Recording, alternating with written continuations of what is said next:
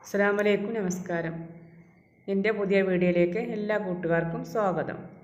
ഇന്ന് ഞാൻ ബാക്കി വന്ന ഇഡ്ഡലി കൊണ്ട് നല്ല ടേസ്റ്റി ആയിട്ടുള്ളൊരു ഉപ്പുമാവാണ് റെഡിയാക്കിയിട്ടുള്ളത്. അപ്പോൾ നല്ല ടേസ്റ്റ് ഉണ്ട് ഇത് കഴിക്കാനൊക്കെ. പിന്നെ ഇഡ്ഡലിയൊക്കെ ബാക്കി വന്നാൽ വൈകുന്നേരം നമുക്ക് ഇതുപോലെ ഉണ്ടാക്കിയാൽ കുട്ടികൾക്ക് വൈകുന്നേരം കട്ടൻ ചായയിലേക്കൊക്കെ നല്ലൊരു ഹെൽത്തി ആയിട്ടുള്ളൊരു വിഭവമാണ്. കറിയൊന്നും വേണ്ട, ഇത് ഇങ്ങനെയൊക്കെ തന്നെ കഴിക്കാൻ നല്ല ടേസ്റ്റാണ്. അപ്പോൾ നമുക്കിത് എങ്ങനെ റെഡിയാക്കണമെന്ന് വീഡിയോ ഒന്ന് കണ്ടു നോക്കാം.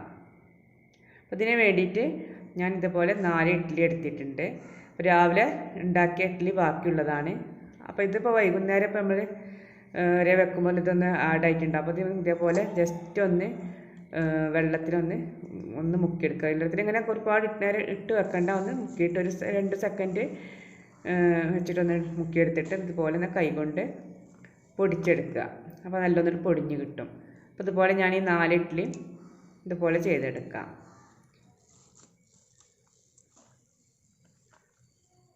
അതുപോലെ നല്ലവണ്ണം പൊടിച്ചെടുത്തിട്ട് ഞാൻ മുഴുവനായിട്ട് ഇതിങ്ങനെ പൊടിച്ചെടുത്തു. ഇതൊന്നാണ് മാറ്റി വെച്ചിട്ട് നമുക്കൊരു ചീനച്ചട്ടി പിന്നെ സ്റ്റൗവിൽ വെച്ചൊന്ന് ചൂടാക്കിയെടുക്കാം. അതൊരു സൈഡിലേക്ക് മാറ്റി വെച്ചു. ഒരു ചീനച്ചട്ടി ചൂടാക്കിയിട്ടുണ്ട്. ഇതിലേക്ക് കുറച്ച് വെളിച്ചെണ്ണ ഒഴിച്ച് കൊടുക്കുക. ഞാൻ കുറച്ച് വെളിച്ചെണ്ണ ഒഴിച്ച് കൊടുത്തു.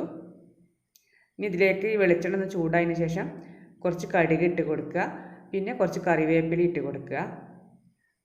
കറിവേപ്പിലയും മൂത്ത് വരുമ്പോൾ ഒരു സവാള, ചെറിയൊരു സവാള, വലുതാണെങ്കിൽ ഒരു പകുതി എടുത്താൽ മതി. ചെറുതായതുകൊണ്ട് ഞാൻ ഒന്ന് മുഴുവൻ എടുത്തിട്ടുണ്ട്.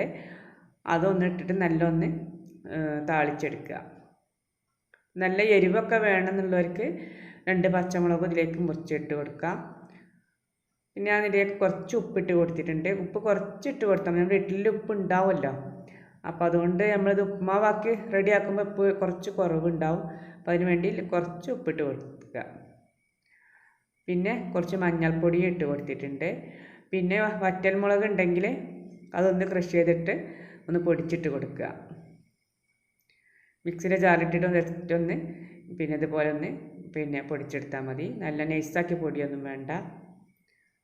എന്നിട്ട് ഇതിലേക്ക് ഇട്ട് കൊടുത്തിട്ട് നല്ലൊന്ന് ഇളക്കി സവാളൊക്കെ നല്ലൊന്ന് വഴന്നതിന് ശേഷം നമ്മൾ ഈ പൊടിച്ച ചട്ടി ഇതിലേക്ക് ഇട്ട് കൊടുത്തിട്ട് നല്ലൊന്ന് മിക്സാക്കി ഒന്ന് ചൂടാക്കി നല്ലൊന്ന് ഇഡ്ഡലിയൊക്കെ നല്ലൊന്ന് ചൂടായിക്കോട്ടെ, മിക്സ് ചെയ്തെടുക്കുക. അപ്പോൾ നല്ല സോഫ്റ്റായിട്ട് വന്നിട്ടുണ്ട് ഇഡ്ഡലിയൊക്കെ. നല്ല ചൂടൊക്കെ ആയപ്പോൾ നല്ല സോഫ്റ്റ്, കഴിക്കാൻ നല്ല ടേസ്റ്റ് ഉണ്ട്.